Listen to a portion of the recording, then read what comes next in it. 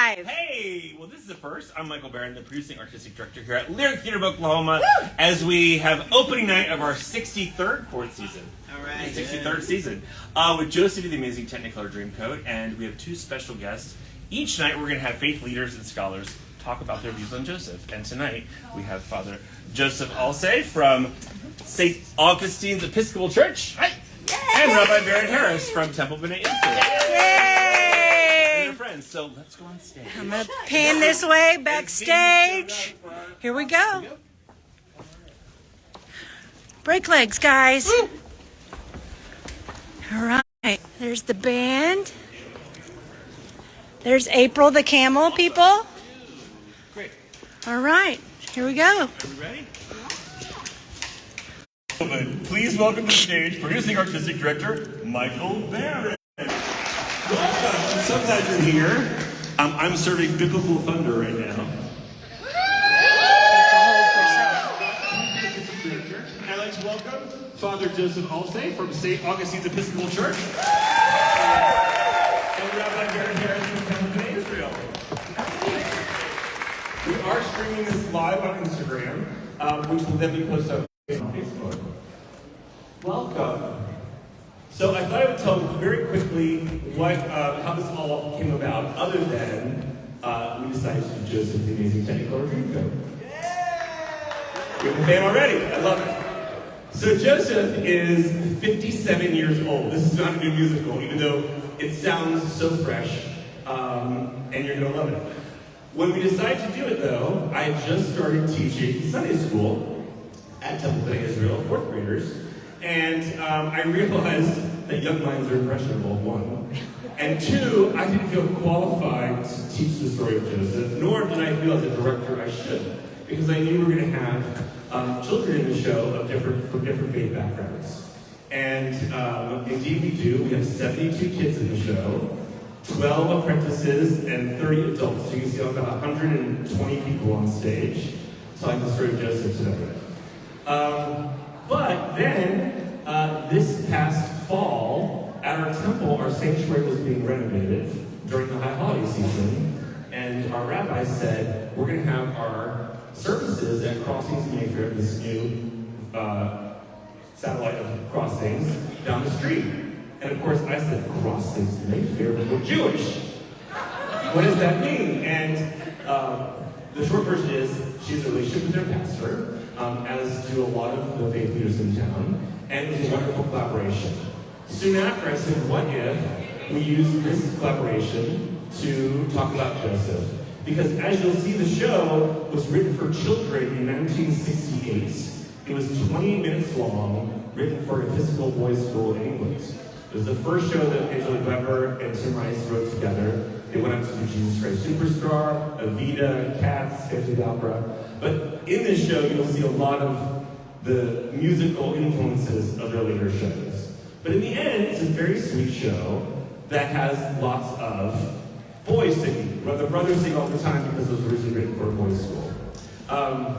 But I brought together for coffee Rabbi Harris and Pastor Jared Chambers from Crossings just to talk about this idea. And it was totally fascinating conversation about the lessons that Joseph has to teach both children and adults. And also the fact that this story is in all three major religions. So that got me on a quest. I talked to about 12 to 13 scholars and religious leaders, and some of them graciously agreed to share their insights today. So my first question to Father Joseph, whose name is Joseph, indeed, has being named Joseph affected your life since as a dreamer yourself?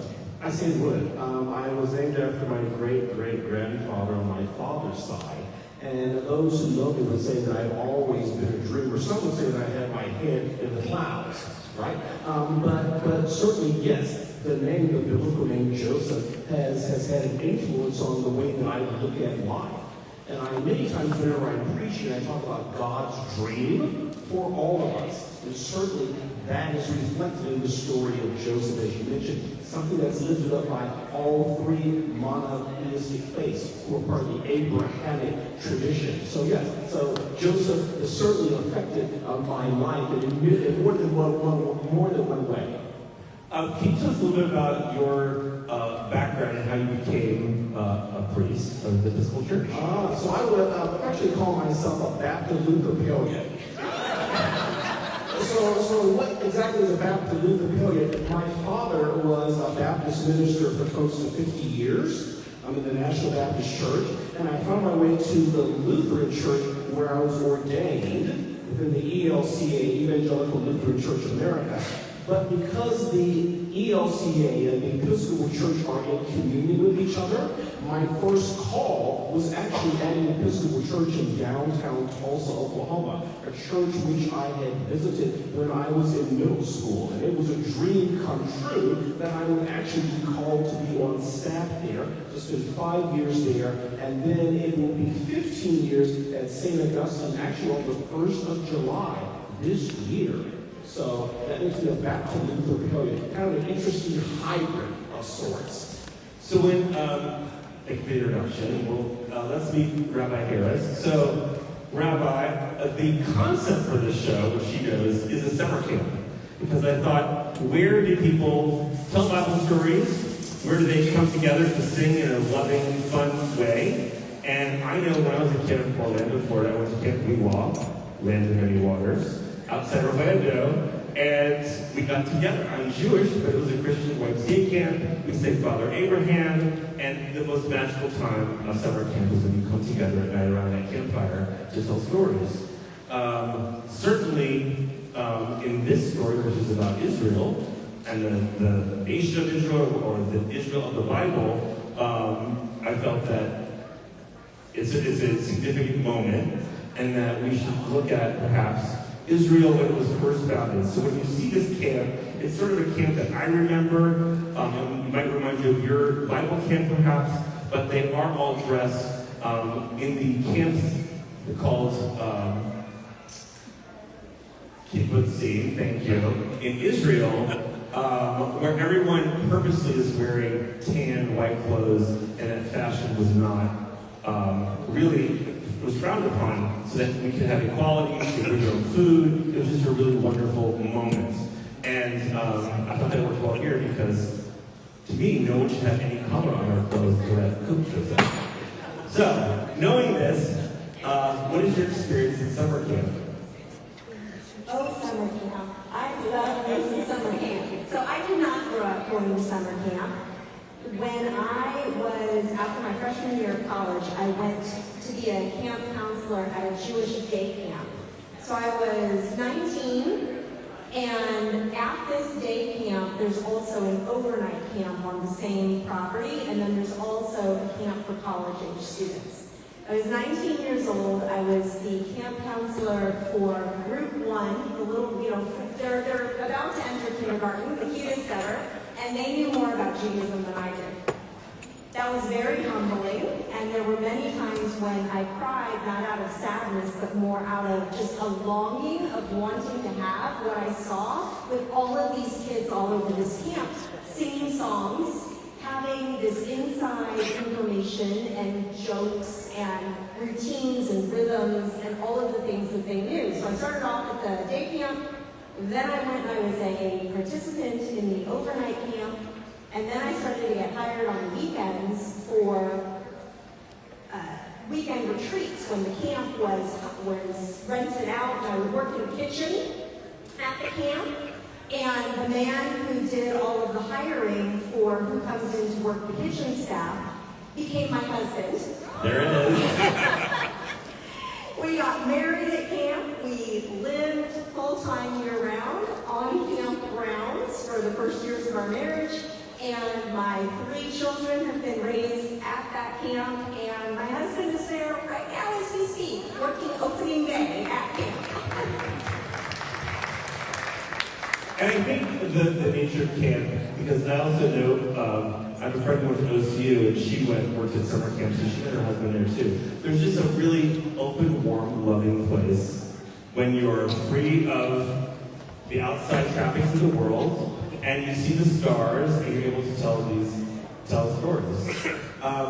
So Joseph, the story. how does Joseph fit into the Jewish learning cycle, and particularly maybe the Torah, and how do we look at the Bible every year? I've been thinking a lot about this. So in the Jewish tradition, we read the 5 books of Moses in the course of 1 year, every year. We just start it back over from September to September, roughly. And we read it all the way through, and then we start back over again. The Joseph story goes over several weeks. It is a long saga. We usually get to it sometime in the December-ish time period.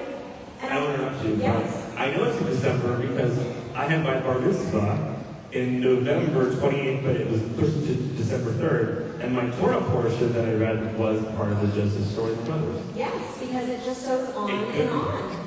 It does. And I think about that because I knew that we were going to be talking about this, how much is in the Joseph story. It has maybe close to between Joseph, his brothers, and this whole saga, most instances that families experience, from sibling rivalry to the favorite child, not that anyone here ever was chosen as their parents' favorite child. I mean, obviously. To forgiveness, to being in dark places and not knowing how I'm going to get out, to holding on to faith, to dreaming. All of these pieces of just human experience are encapsulated in this one man's lifetime and in the story that we read about. So endless sermonic material. You go on forever and never know.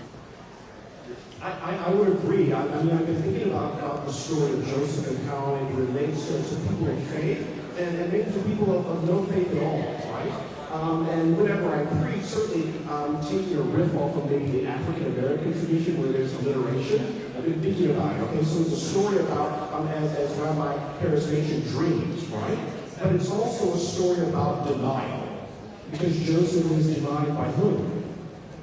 His brothers, his siblings. Right? It's also a story about, shall we say, things being deferred, being put off. And a deferment is not necessarily a bad thing. It just means not right now. But Joseph has determination, and we see that being played out in his time there in prison. And I would say really it's a story about from the pit to the palace. And then ultimately, it's a story about destiny. What is God's destiny for Joseph and indeed for all of us? So it's about dreams, it's about denial, it's about deference, it's about determination, and it's about destiny. So this pit to the palace, right? The pit to the palace, but the whole Joseph saga and the brothers going down to Egypt to be with him in this time of famine. I mean, they're refugees looking for a place where they can live and eat and thrive. They have a very good life in Goshen, in Egypt, but they are the ancestors to those who become slaves in Egypt and essentially are sent back to a pit. Yes. Getting to the palace after that, if the palace is the promised land, is then this entire new book that starts, this 40 years of wandering to get to the palace, and it was not easy. So in Joseph's time frame, pit to palace, and yet all these things that happen, but it's encapsulated into such a one person's lifetime, but then from there we have 40 years and generations before we're able to make that transition. And I feel like that's part of what is so powerful about this being everyone's stories. Some of us, it happens in our lifetimes. But for others of us, when my grandmother was in her 90s, I sent her a letter thanking her for the choices that she made when she was 17, 18, 19 years old. That got her out of Europe and to Palestine. And ultimately I said to her, because of what you did, I have such a great life in Oklahoma, and I'm so happy here because of the choices that you made. She said to my father, what is she talking about? She, was like, why is she thinking these things that I just had to do to survive or anything to thank me for. I was just doing what had to be done. But that took 3 generations. And she couldn't see the way that I saw it. And I think that that's also the power of this. When Joseph says, I forgive you, you don't need to apologize to me. There was something bigger going on here. God had a plan. I don't know if that's my faith, that God has a plan, but Joseph had that faith, and that's inspiring. So that you mentioned about your grandmother's, shall we say, determination, and maybe it was a dream that was deferred, in a sense. And so I'm thinking, I believe it was 2 years ago, you invited me to your synagogue to preach for Juneteenth. Okay? And this year, on the 19th of June, it will be the 160th celebration of the occurrence of Juneteenth. And I'm thinking about my ancestors, maybe who had a dream. And in case you know there's children in the audience, what's Juneteenth? Talking about Juneteenth, okay? So it's the time, it's the moment when basically the news of the Emancipation Proclamation reached Galveston, Texas. Okay? It took some time from when Abraham Lincoln had declared the slaves free for that news to make it to Texas. And so people in Texas had that wonderful celebration, the 19th of June. And so that's what Juneteenth is all about. It was in 2021, under President Biden, that it became a national holiday. And I was so blessed and honored to have the opportunity to preach at your synagogue. It's the first time ever to preach in synagogue, and certainly to celebrate Juneteenth. And I thought over these past few weeks, the dreams that certainly my parents had for me, but my forefathers and foremothers before my parents, and how it may have seemed as though the dream many times was deferred, and maybe now I'm living into what they hope, what they dreamt for their children, their children's children. So I know there's adults in the audience and children in the audience. What would you like the adults to come away with the story, and maybe the children? Let's do the adults first. Or I don't know, you decide. But, or maybe not what come away with the story, but something that they should think about. Something to think about. Because you haven't seen the show yet, so you don't know what happens. I have no idea. I have no idea what happens. Okay. This might, well... Think about it real quick. I'm going to I introduce it again. my answer, I just don't know how to say it. For those of you just showing up, I'm Michael Barrett, the producer, artistic director of the show. And before every performance this year, this summer of Joseph, we're having faith leaders and scholars talk about Joseph. So that's what's happening right now. And with us is Rabbi Harris from Temple B'nai Israel.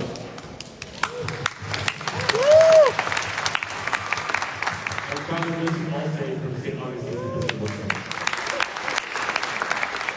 And now, what should they be thinking about as they watch the show? Other than loving it?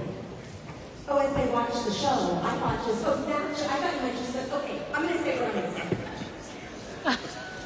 This story is thousands of years old, and the way that I read the text, which may be different from how you read the text or have read it, maybe you've never read it.